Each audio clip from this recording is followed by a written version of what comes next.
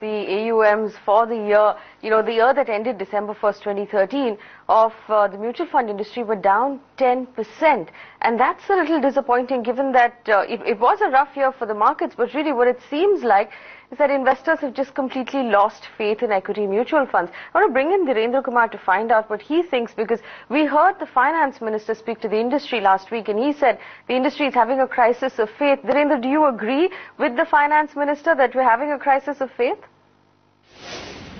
I would say that I would broadly agree that yes, the mutual funds in general and equities in particular is facing a crisis of faith. But looking at the AUM, it does not reflect the kind of decline in faith, and that is because mutual fund, a good part of the mutual fund asset is fixed income.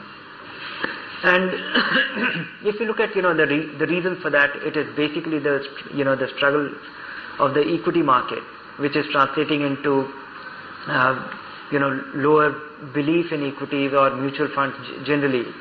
And also the way mutual funds are sold, it is not confidence inspiring. It has not been confidence inspiring so far, because mutual fund investors, they have come to the market through funds only when the best was over. But Dhirendra, then what is your solution for the problem the industry is having right now? What should the industry focus on right now to bring investors back into the fold? One is that the investors have, industry has to be hopeful that unless the markets turn around, investors are not going to get excited about mutual funds. That is one. The other is that somehow putting all their energy into the best way to invest in mutual funds, investing regularly, educating investors. So that is something which is in their control.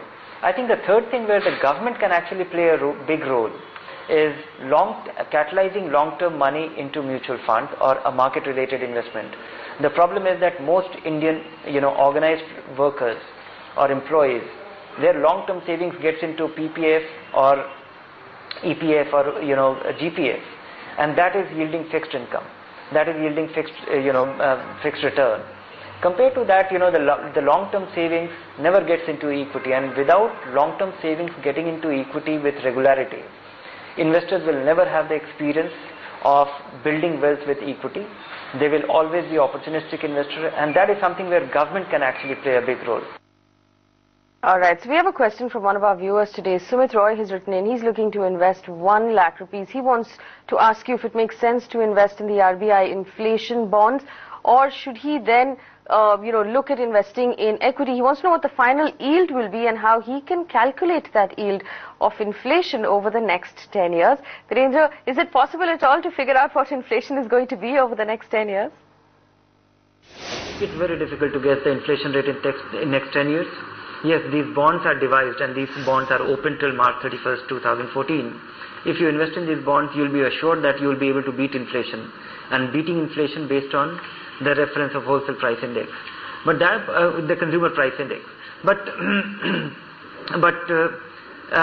And we find that inflation is very high. But if we are hopeful about any market turnaround or things stabilizing, then your absolute rate of return may not be very meaningful, because inflation seems to be at an all-time high, and the return on these bonds will get revised in line with the inflation, which may not remain as high in line with the fixed income return that we see in India.